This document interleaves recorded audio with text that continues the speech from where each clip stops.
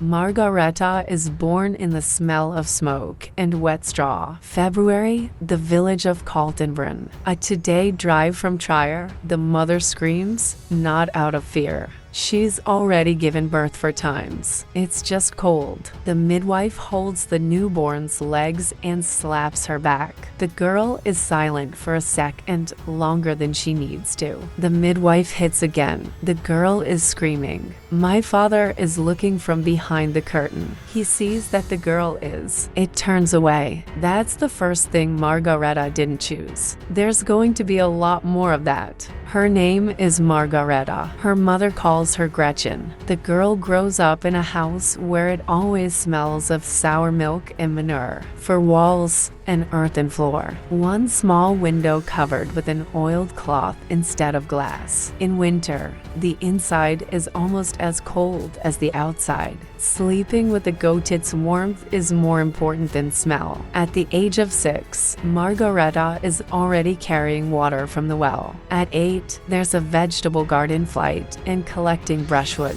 At 10, her hands are rough so that she doesn't feel a splinter. The mother is often sick, joints at night. She can't straighten her fingers and moans softly, thinking everyone is asleep. Margareta is awake. Margareta is listening. The grandmother, the mother's mother, lives on the edge of the village, in a small hut that people bypass. But come when it's really bad. She doesn't have a name in the girl's understanding. She just calls her Babka. Grandma knows herbs, knows when to cut, when to water, when to retreat and let die in peace. She doesn't call it a treatment. She calls it knowledge. She notices Margaret early. At the age of 11, the girl goes with Grandma to the forest. At first, he just carries a basket. Then he starts memorizing, not because he's forced, but because he wants to. St. John's wort from melancholy. Yarrow stops the blood flow. Belling kills pain, but one extra pinch kills a person. This is important to know. This is more important than the prayers that the priest tells us to repeat every Sunday. One day, Grandma looks at the girl for a long time and says, "Too smart for this village." That's bad. Margareta doesn't understand what she means then. Grandma dies of fever when Margareta is 14. The girl inherits a chest of herbs, medicinal ointment, and plant sketches, which she takes with the tacit consent of her parents. Within a year, Margareta is saved from the heat by a neighbor's child. And by the age of 16, people from 3 neighboring villages come to her for help. She takes no money, accepting only supplies and things as a thank you. By the age of 18, Margareta realizes that this is her destiny and there will be no other life. She's not getting married.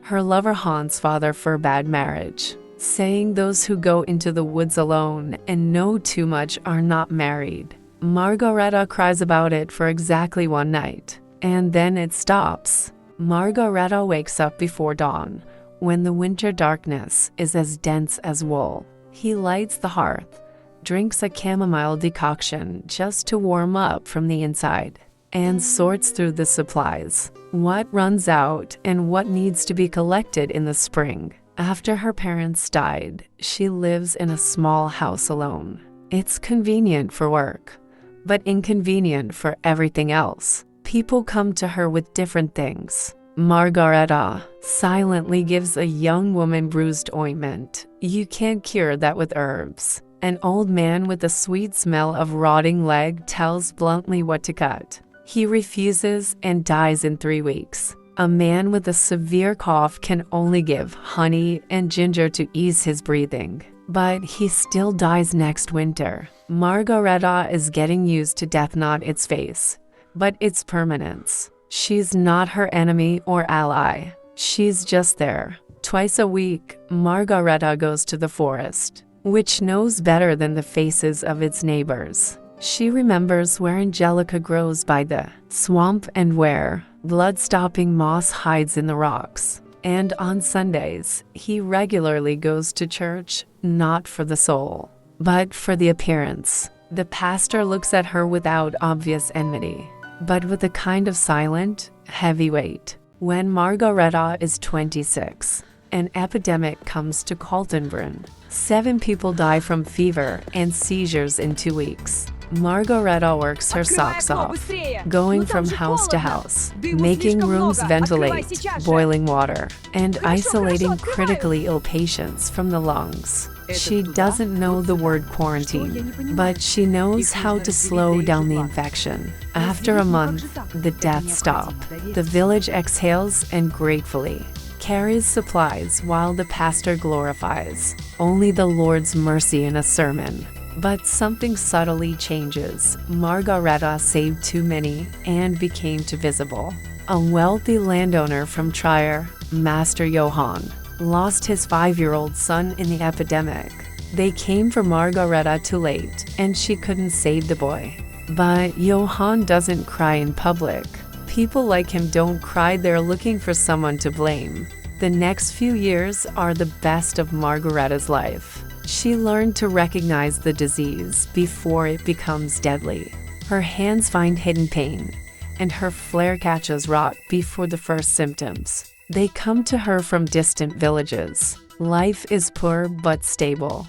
The garden has rare herbs, including dangerous foxglove that can stop the heart. And Granny Margareta's knowledge is now passed on to her student, the miller's daughter Lisa. But she doesn't notice the air thickening around her. Rumors are heard from Trier about the first executions of women for witchcraft and the arrival of a new judge from Cologne. They say he has the hammer of witches and knows how to look for devilish signs. Margareta thinks it's far away and won't touch her, but she is wrong.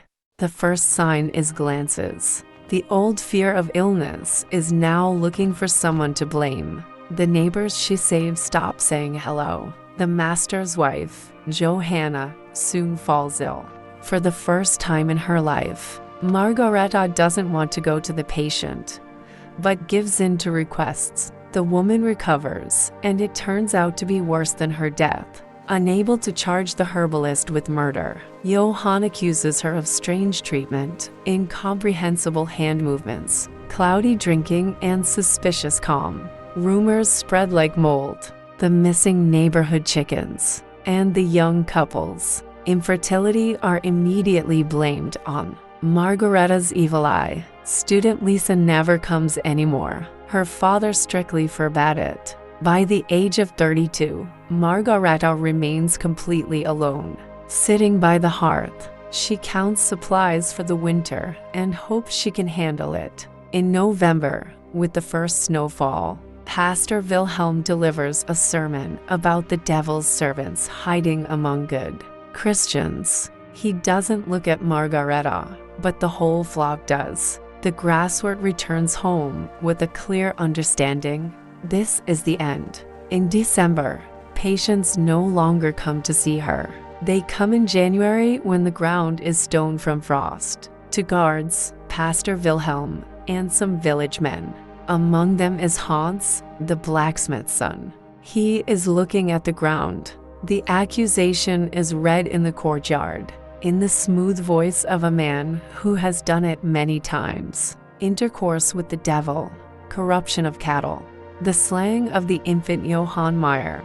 Margareta remembers that day. The boy died of fever. They won't let her talk, just tie her hands. The house is being searched. The herb chest is evidence. A bone-hilted knife is evidence. What the common man doesn't understand means secret signs. Margareta is being taken to Trier on a cart, without warm clothes, without being allowed to pack up. The village is silent. The prison is the basement under the courthouse, damp, dark, the smell of rot. There are 2 more women in the cell, one already out of her depth, the other young, staring in horror. The judge is a neat man with a quiet voice. He's polite. It's scarier than if he was screaming. He asks who taught her herbs. He asks about parchments. She asks why she's not married. He writes everything down. Then, calmly, like a teacher,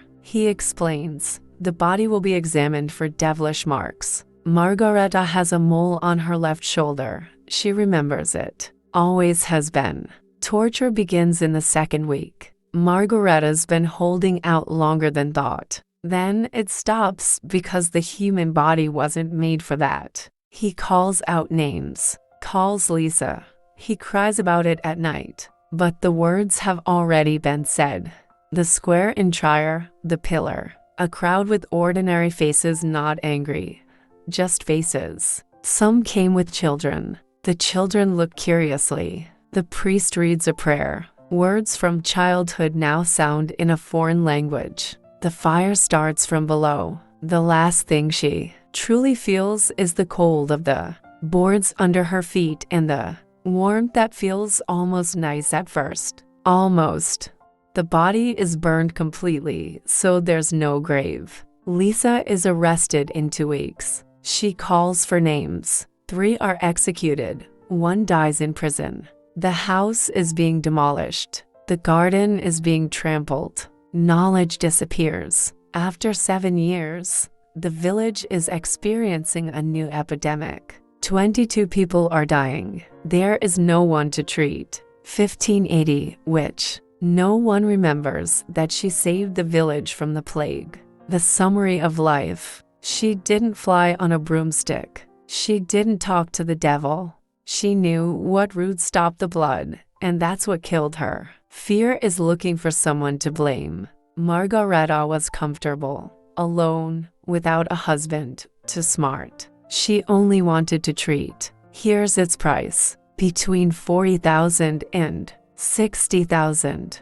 Executed over 2 centuries. Most are women. Many are medicine doctors. Thanks for watching. Don't forget to subscribe and like your noble like. The story doesn't end there. See you next time.